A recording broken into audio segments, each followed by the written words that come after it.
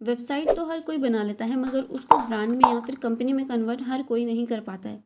क्योंकि लोग बस अपने एक आइडिया से वेबसाइट बना लेते हैं और फिर सोचते हैं कि अब तो पैसा ही पैसा होगा। But this is wrong. Website बना लेने से आपका ऑनलाइन बिजनेस स्टार्ट नहीं होता है। वेबसाइट बस एक प्लेस होता है जो आपको आपके यूज़र से कनेक्ट करती है। आप अपने ऑर्डर यूज़र्स को दिखा सकते हो।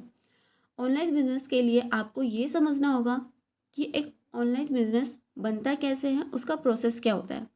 Hey, hi guys, welcome again our YouTube channel Theme Smash. This is me Ruxana Safi, and in this video we are going to talk about 5 such tips that you should keep in mind before starting your online business. So without wasting any time, let's begin.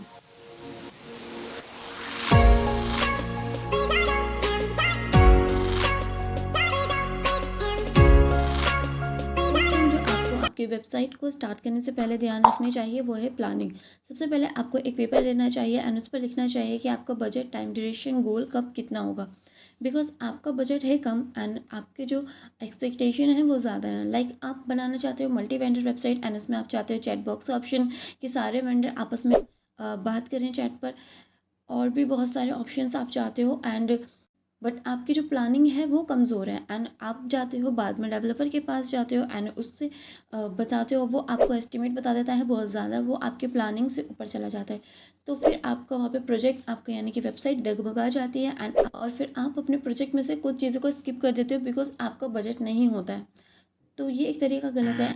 Website start करने से पहले आपको ये सारी चीज़ें note down करनी चाहिए, छोटी से छोटी, कि आपकी वेबसाइट में क्या होनी चाहिए, किस तरीके से वर्क करेगी, A to Z। बिकॉज जो डेवलपर होता है वो एक एक चीज़ों को नोट करके ही आपको एस्टिमेट देता है। बट आप उसको पहले मोटी मोटी चीज़ें बता देते हो, लाइक इसमें चैट बॉक्स का ऑप्शन होगा, उसमें मल्टी वेंडर होंगे। बाद में फिर आप उसकी छोटी छोटी बारीकियों को निकालते हो कि चैट बॉक्स में उसमें बहुत सारे ऑप्शंस होते हैं, आप उसको बाद में बताते हो। तो फिर डेवलपर उसके अकॉर्डिंग बजट को बढ़ाता चला जाता है। फिर आप सोचते हो कि वो बजट बढ़ा रहा है, तो ये नहीं है। वो आपके प्रोजेक्ट के अकॉर्डिंग ही बजट को बढ़ाता है। तो इसलिए आपको सबसे पहले सारी चीज़ों को नोट डाउन करना है एंड किसी एक्सपर्ट से सलाह लेनी है कि उसको बनाने में कितना टाइम आएगा, उसको कितना बजट लगेगा। ठीक है। तो प्लानिंग आपकी वेबसाइट के लिए बहुत बहुत ज़रूरी है। तो सबसे पहले आपको प्लानिंग करनी है। एंड नाउ सपोज़ कि आपकी प्लानिंग हो चुकी है, आपका बजट, टाइम, ड्यूरेशन सब कुछ सेट है।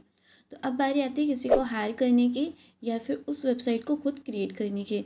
तो अगर आप खुद क्रिएट कर सकते हो तो आप उसको खुद क्रिएट करो, अदरवाइज़ आप किसी एक्सपर्ट को हायर करो एंड उससे आप अपनी वेबसाइट को क्रिएट करवा सकते हो।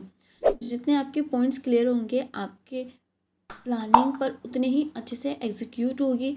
बिकॉज जब आपका प्लानिंग क्लियर नहीं होगी, उसमें पॉइंट्स क्लियर नहीं होंगे, तो जो डेवलपर होगा उसने जितना भी एस्टिमेट दिया होगा आपको, उससे उसको ज़्यादा ही टाइम लगेगा। बिकॉज एक छोटी से छोटी चीज़ डेवलपमेंट जब हम करते हैं तो बहुत ज़्यादा प्रॉब्लम क्रिएट करती है। उसमें बग्स आते हैं, उसमें बाकी चीज़ें होती हैं।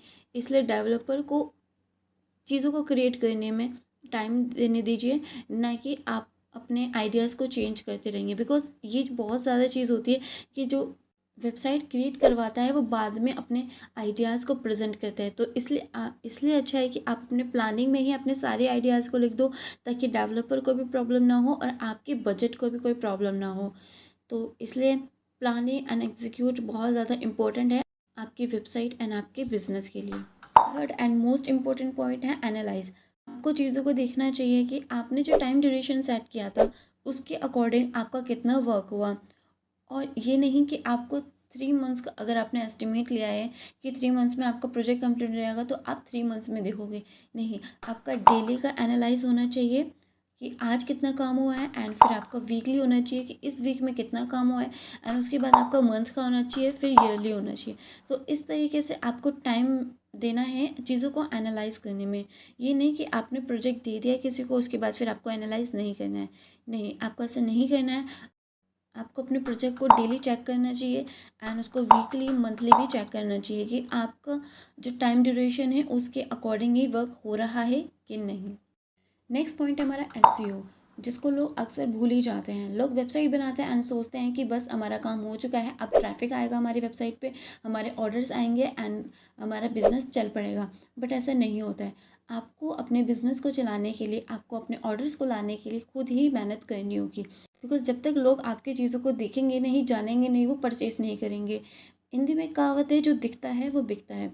यानी कि जब तक आप लोगों को चीज़ों को दिखाओगे तभी वो परचेज़ करेंगे। तो आपको मार्केटिंग पर ध्यान देना है, उसको SEMO, SMO, PPC, SMM, advertisement and presentation पर ध्यान देनी है। आपने अगर एक भी चीज़ मिस करी तो आपका ऑर्डर्स आपके पास नहीं आने वाले हैं। बट ऐसा नहीं है कि आपको एसईओ पर ही ध्यान देना है और उसके बाद फिर आपको बाकी चीज़ों को स्किप कर देना है, कि आपके गूगल पे कोई सर्च करेगा और आपकी वेबसाइट फर्स्ट पेज पर जाएगी, लोग उस पर क्लिक करेंगे और ऑर्डर कर देंगे। नहीं, ऐसा नहीं होता। जब एक बिज़नेस नया होता है तो लोग उसके प्रोडक्ट को देखते हैं, वो जेन्युइन है या नहीं, उसको देखते हैं। तो आपको सबसे पहले एक ट्रस्ट क्रिएट करना है आपके कस्टमर्स में, एंड देन आपके प्रोडक्ट सेल होते रहेंगे। तो मार्केटिंग पर आपको ध्यान देना है। जो बड़ी बड़ी कंपनी है वो भी मार्केटिंग पर ध्यान ही देती है, उसके बाद ही उसके जो ऑर्डर्स हैं उनको आ जाते हैं।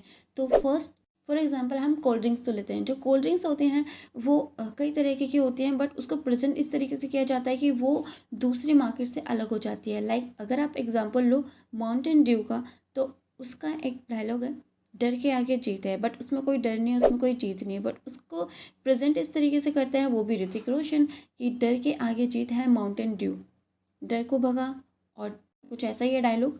तो उसको इस तरीके से प्रेजेंट किया है कि लोग उसको परचेज़ करते हैं, उसको पीते हैं, जबकि उसमें कोई डर नहीं है, उसमें कोई जीत नहीं है। तो इसलिए आपको अपनी मार्केटिंग स्ट्रॉन्ग रखनी है। प्रोडक्ट मार्केट में सारे अवेलेबल हैं, बट आप उसको किस तरीके से प्रेजेंट करते हो वो अलग हो जाता है। तो इसलिए आपको ध्यान देना है अपने SEO, presentation, SMM, advertisement and PPC में, एंड देन आपके ऑर्डर्स भी आने लगेंगे।